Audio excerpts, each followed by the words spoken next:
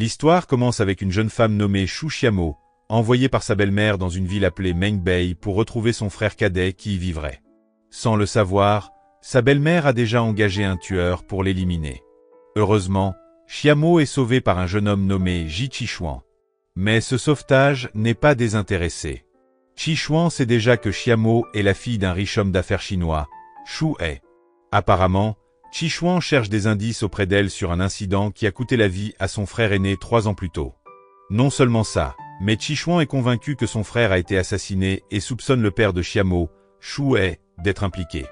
Pour compliquer les choses, Qishuan travaille maintenant comme garde du corps dans le milieu criminel, un poste qu'il utilise pour enquêter sur la mort de son frère. En réalité, le sauvetage de Xiamo par Qishuan a été orchestré par Li Xingfeng, le bras droit du parrain de la mafia de Mengbei. Xingfeng est justement le frère que Xiamo recherche, bien qu'il ne soit pas lié par le sang. Xiamo a toujours considéré Xingfeng comme son petit frère, car il a été adopté par sa famille avant de la quitter. Plus tard, Xingfeng donne un billet à Xiamo, la pressant de quitter Mengbei pour retourner en Chine. Mais Xiamo se retrouve abandonné dans la rue. Par chance, Qishuan, qui les suivait, intervient et l'emmène avec lui. Au lieu de la ramener à Xingfeng, Qishuan emmène Xiamo dans une boutique pour la déguiser. Xiamo est à Mengbei illégalement, sans passeport ni papier. Peu après, la vendeuse habille magnifiquement Xiamo, lui faisant même porter une robe de mariée, donnant l'impression qu'ils forment un couple sur le point de se marier. Avant de rentrer, Qishuan emmène Xiamo livrer un colis. Pendant ce temps, on découvre que Xingfeng travaille pour le parrain Haoxin, qui a été engagé par la belle-mère de Xiamo pour la tuer. Xingfeng ment à Haoxin pour qu'il cesse de poursuivre Xiamo. On apprend qu'Haoxin a une fille, Shaya, qui s'apprête à épouser l'homme de son choix. Plus tard, en livrant le colis, Qishuan et Xiamo se voient offrir une boisson traditionnelle par les gardes. Sans le savoir, ils la boivent, et ce breuvage apaise leur esprit, les rendant dociles à toute instruction. Cette boisson est en fait destinée aux jeunes mariés et a été arrangée par Shaya pour épouser Qishuan, qu'elle admire. Cependant, le plan de Shaya échoue, et c'est Xiamo qui finit par épouser Qishuan, la fille de l'homme qu'il soupçonne d'être son ennemi, Shu He.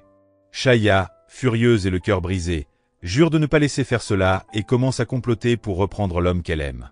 Entre-temps, Xiamo révèle à Qishuan qu'elle n'est pas la fille biologique de Shu He. Sa belle-mère veut s'emparer de sa fortune, d'où la tentative de meurtre.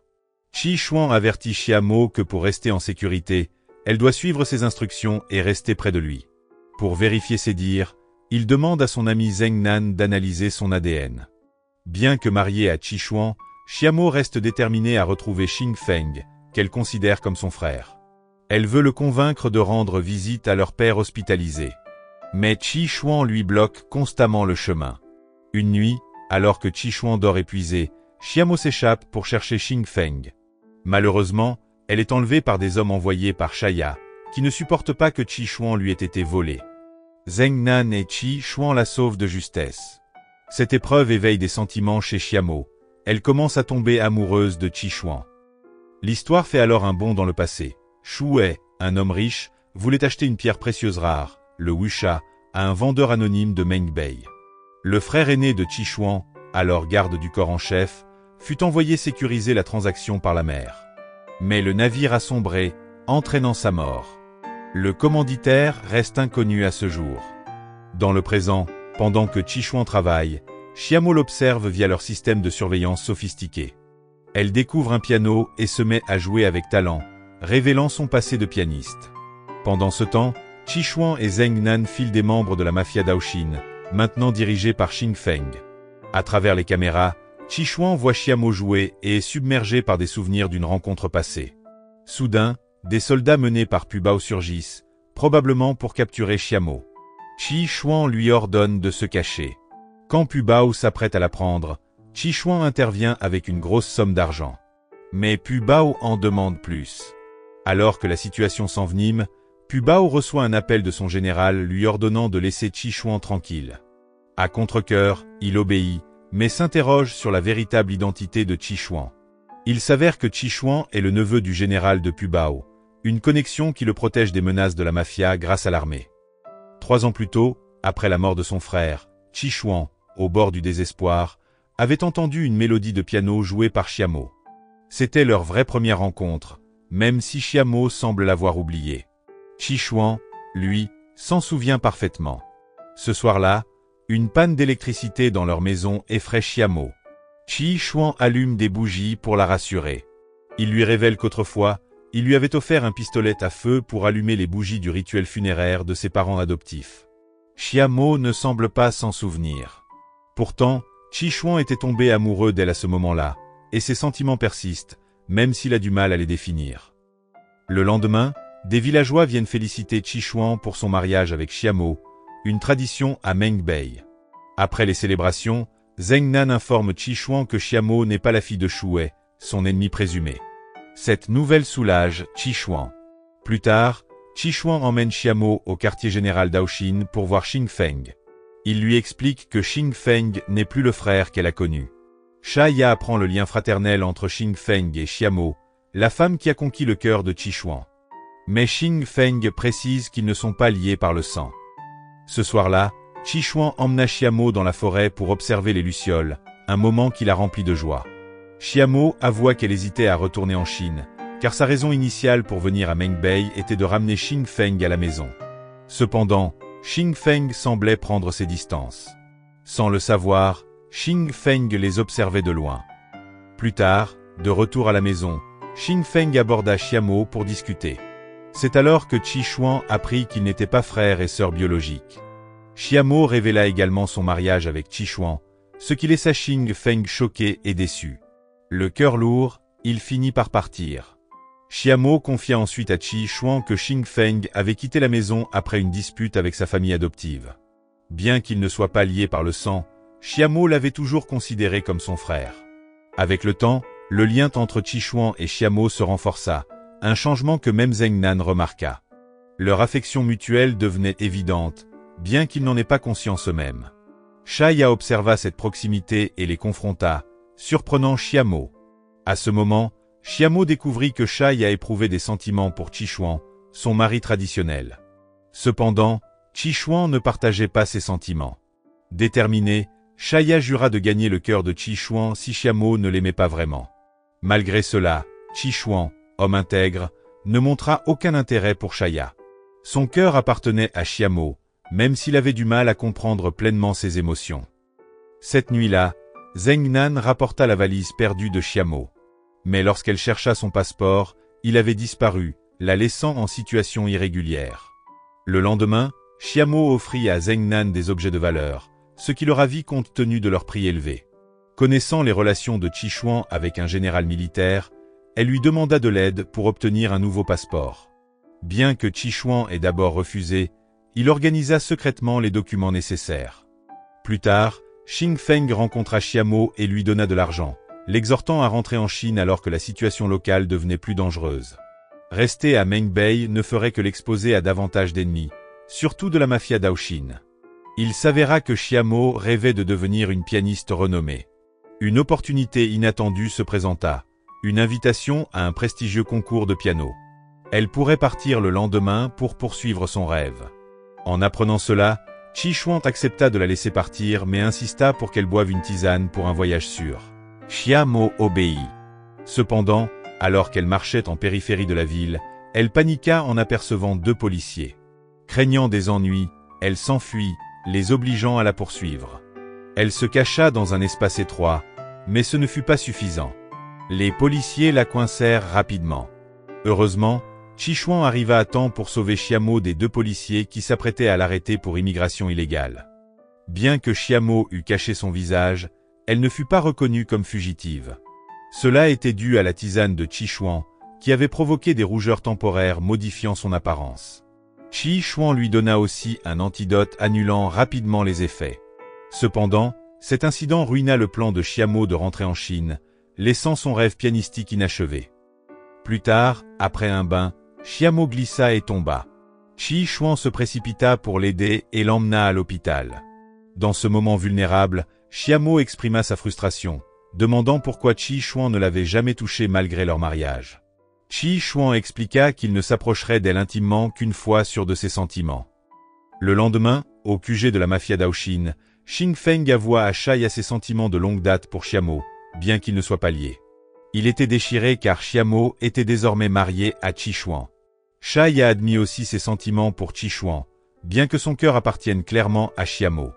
Pendant ce temps, Zheng Nan, ayant reçu des objets de valeur de Xiamo, les vendit à Shaya. Mais experte en objets précieux, Shaya identifia rapidement les contrefaçons. Elle confronta Xiamo, exigeant des comptes.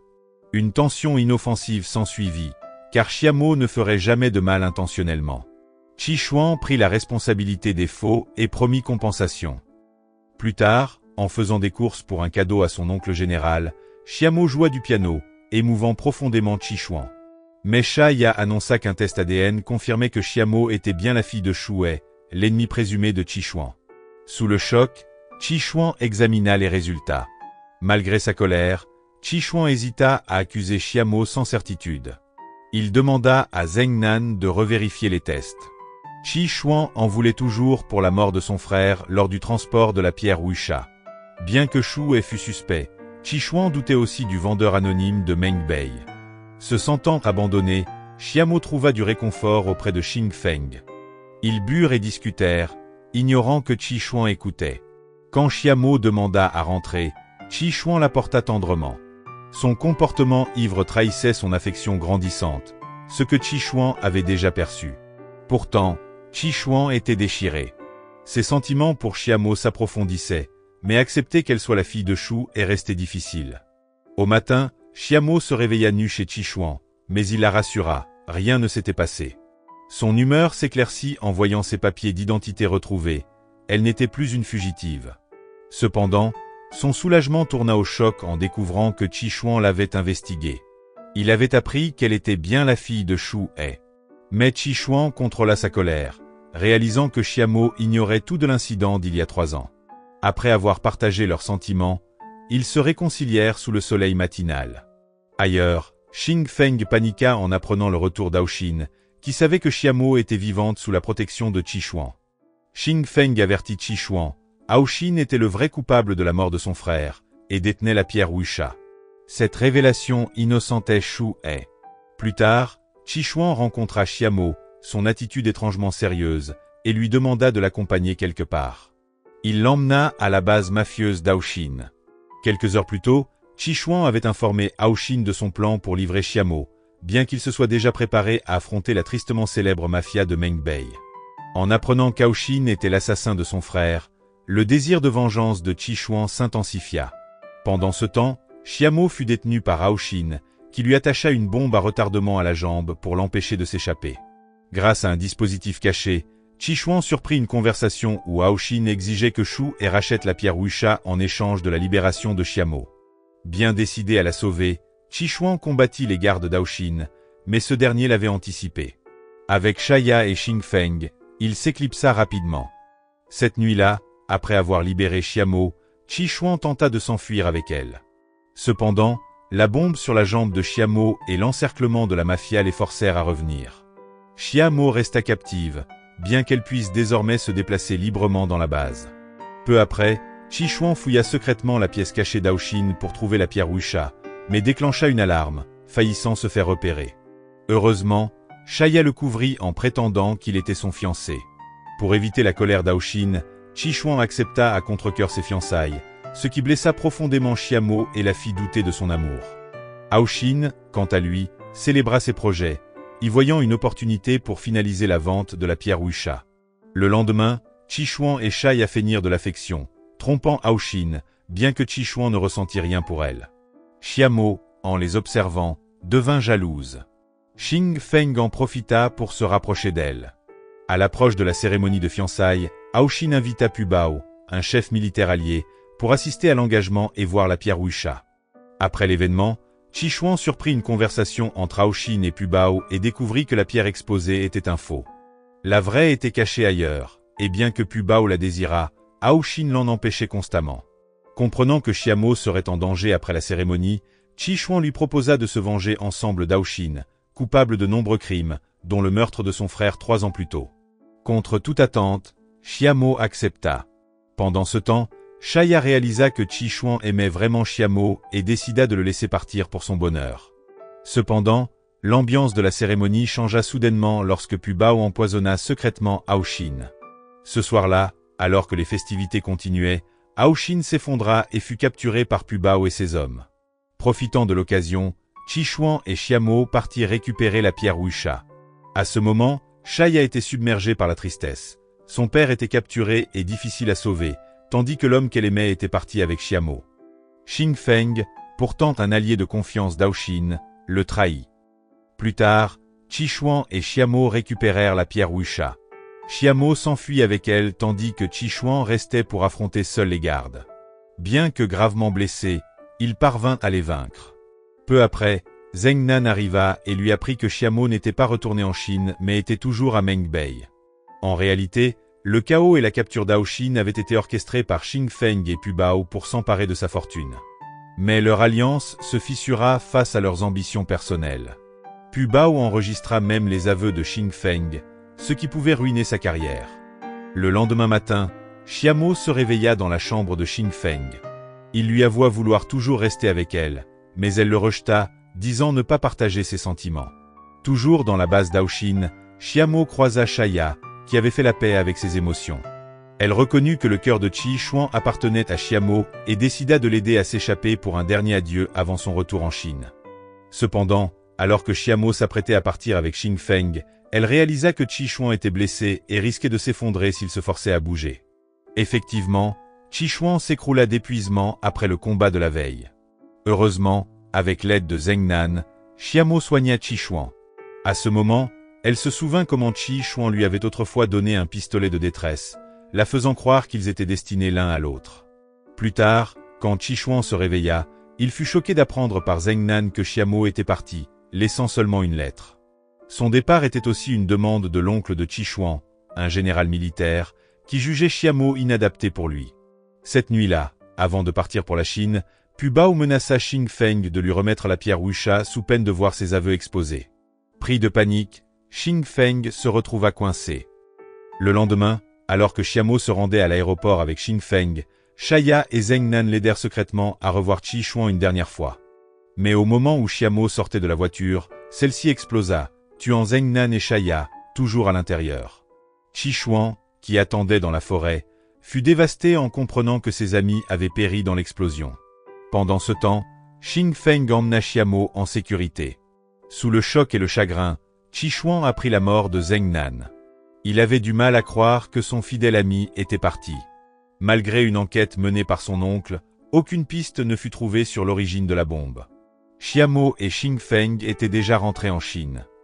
Un an plus tard, Xiamo croisa accidentellement Qi Shuang, devenu un riche PDG. Mais Qi Shuang fut troublé, Xiamo ne semblait plus le reconnaître. Elle était désormais fiancée à Xing Feng, qui dirigeait l'entreprise de son père Shuai. Cependant, ayant besoin de fonds pour un projet, Xing Feng fit appel à un investisseur, qui n'était autre que Qi Shuang. La révélation stupéfia Xing Feng et Xiamo, Qi Shuang était devenu milliardaire.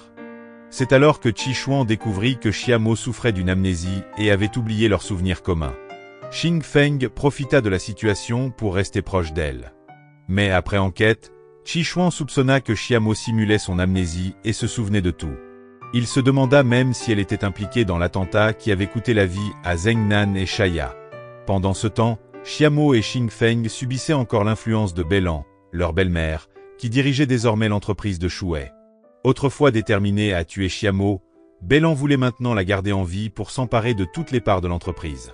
Ce soir-là, Xiamo se rendit à la villa de Qi Shuang pour connaître le sort de ses deux amis, victimes de l'explosion un an plus tôt. Qi Shuang lui apprit que Zheng Nan était mort, mais que Shaya avait survécu, bien que blessé à la jambe.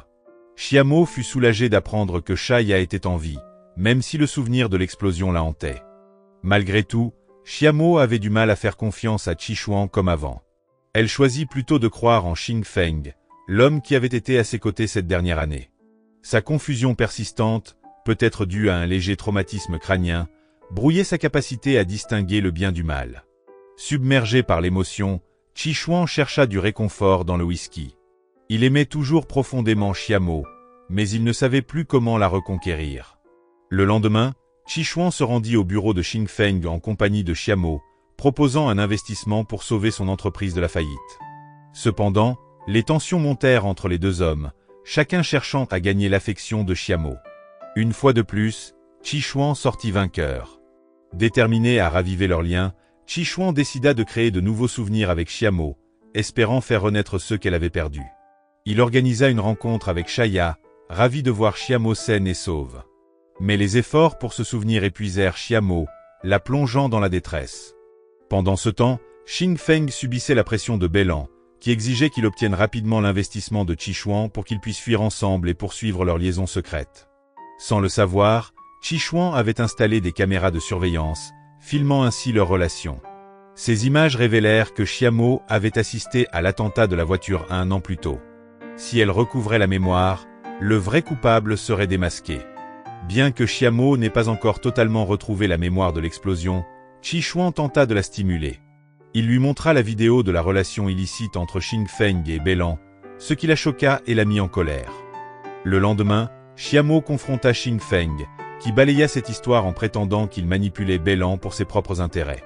Sachant que Qi Shuang possédait un enregistrement le liant au meurtre d'Aoshin, Xing Feng demanda à Xiamo de récupérer cette preuve. Croyant en lui, Xiamo utilisa le porridge sucré préféré de Qi Shuang pour l'endormir et vola l'enregistrement, qu'elle remit à Xing Feng. Cependant, Qi Shuang avait anticipé cette trahison et fit semblant de dormir pour piéger Xing Feng. Lorsqu'il le confronta, il lui offrit un choix, prendre l'enregistrement ou prendre Xiamo. Contre toute attente, Xing Feng choisit l'enregistrement, révélant son égoïsme et ouvrant les yeux de Xiamo sur sa vraie nature. Ensemble, Qi Shuang et Xiamo élaborèrent un plan de vengeance, impliquant Shaya pour semer la discorde entre Xing Feng et Beilan. Plus tard, Xiamo manipula Xing Feng pour qu'il signe un contrat d'investissement transférant secrètement ses parts d'entreprise. Le plan réussit, et lors d'une confrontation, Xing Feng avoua avoir orchestré l'attentat qui avait coûté la vie à Zheng Nan, ainsi que le meurtre de Pubao pour la pierre Wuxia. Réalisant que Xiamo avait été témoin de ces crimes, Xing Feng s'enfuit, menaçant de tuer Beilan si elle le trahissait. La confiance revenue, Qi Shuang et Xiamo jurèrent de rassembler les preuves pour faire payer Xing Feng. Xiamo rendit visite à Beilan, l'exhortant à se repentir et à retourner auprès de son mari, Shu He, toujours dans le coma. Elle lui promit de ne pas porter plainte ni de lui reprendre ses parts. Touché par la compassion de Xiamo, Beilan sembla accepter. Mais c'était en réalité une ruse préparée avec Xing Feng pour capturer Xiamo et Shaya. Xing Feng les prit en otage, menaçant de faire du mal à Shaya. Heureusement, Qi Shuang arriva, proposant une valise d'argent en échange de leur libération, mais Xing Feng refusa. Il drogua Beilan pour s'enfuir seul avec l'argent, ignorant que Qi Shuang l'avait enregistré en secret. Beilan, faisant semblant d'être inconsciente, se retourna ensuite contre Xing Feng pour se venger de sa trahison. Finalement, pris au piège de sa propre folie, Xing Feng s'immola par désespoir. Qi Shuang et Xiamo, enfin réunis et libérés des mensonges, rendirent la pierre Wuxia à sa place légitime à Mengbei. Là-bas, ils commencèrent un nouveau chapitre de leur vie, leur lien plus fort que jamais. Morale de l'histoire, si tu dois te marier par accident, assure-toi que ce n'est pas avec la fille de l'homme que tu soupçonnes d'avoir tué ton frère. Et vérifie toujours tes boissons aux herbes, elles pourraient mener à un mariage, une bombe, ou les deux.